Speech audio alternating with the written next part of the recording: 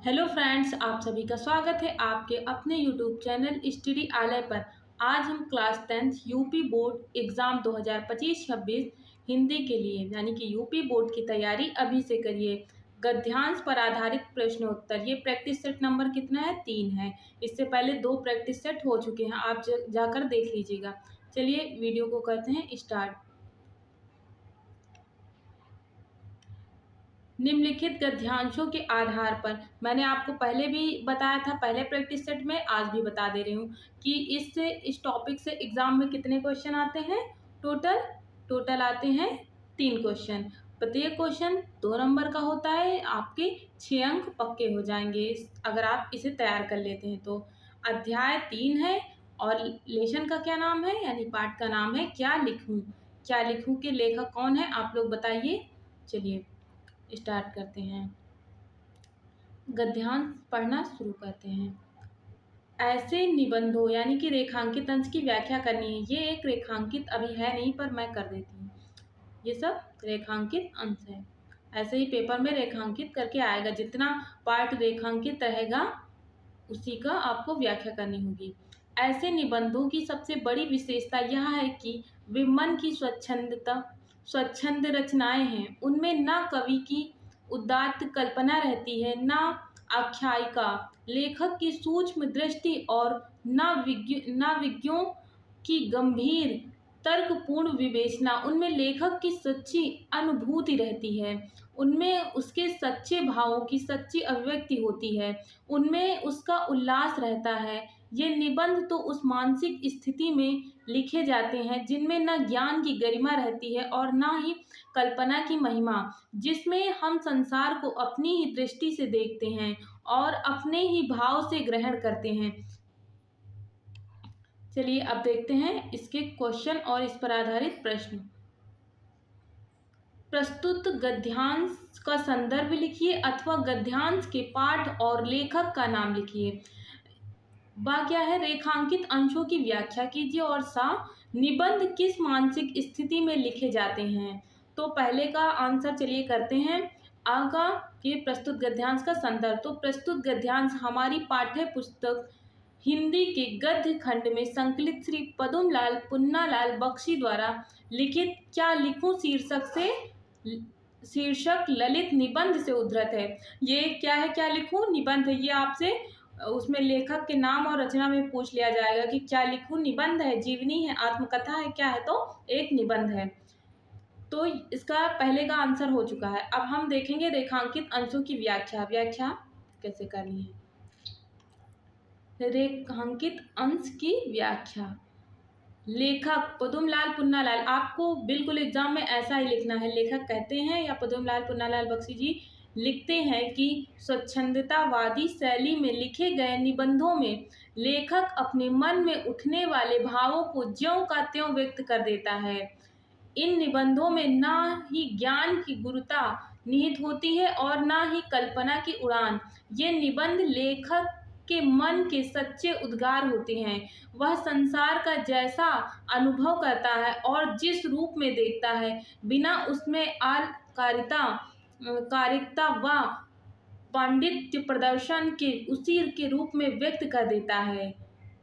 ये व्याख्या का क्या हो गया, आंसर हो गया। चलिए अब लास्ट जो क्वेश्चन था, क्वेश्चन नंबर 7, उसका आंसर कर लेते हैं कि निबंध एक ऐसी मानसिक स्थिति में लिखे जाते हैं जिनमें ना तो ज्ञान का गौरव निहित होता है और ना ही कल्पना की ऊंची उड़ान। निबंध में लेखक अपने ही विचारों की अभिव्यक्ति करता है। तो ये एक गद्यांश पूरा हो गया, 6 नंबर का है। अगर ये यही आ गया पेपर में तो आपके 6 नंबर पक्के हैं। चलिए दूसरा कर लेते हैं। इसी तरह से बहुत सारे करेंगे, पता नहीं कौन सा है, हमें तो पता नहीं कौन सा आ जाएगा एग्जाम में, लेकिन हाँ इसी से आएगा। दूसरा गद्यांश करते हैं, इसी पाठ से है। मनुष्य जाति के इतिहास में कोई ऐसा काल ही नहीं हुआ जब सुधारों की आवश्यकता ना हुई हो।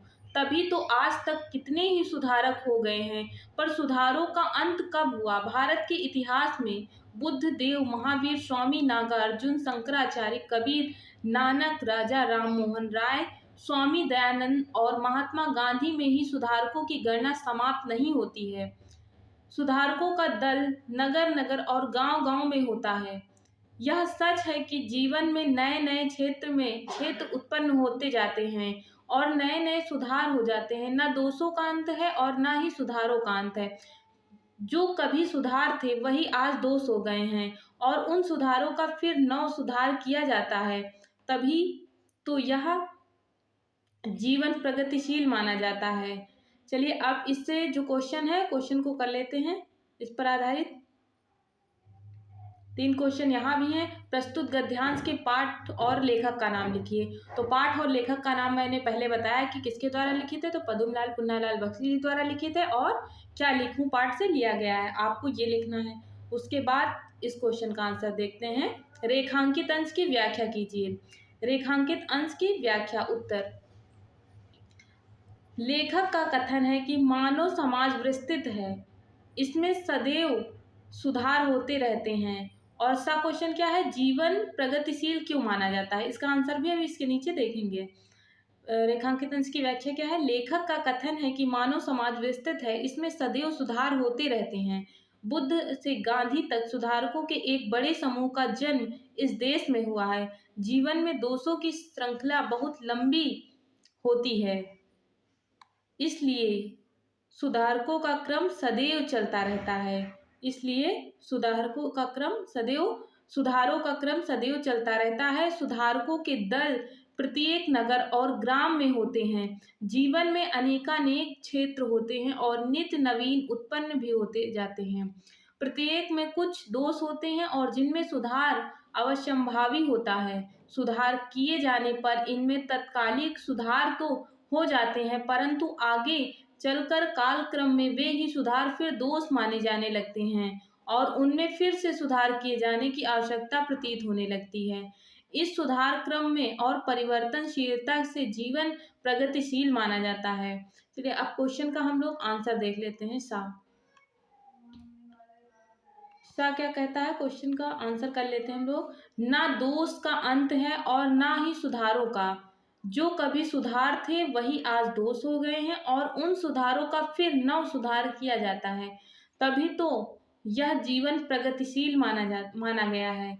फ्रेंड्स, आपको वीडियो कैसी लगी है, और ऐसी video same to same paper में आती हैं, ऐसे ही क्वेश्चन पेपर में पूछे जाते हैं। और अगर वीडियो अच्छी लगी है तो चैनल को लाइक करिए, सब्सक्राइब करिए, कमेंट करिए, शेयर करिए और अपने दोस्तों से साझा करिए। Thank you.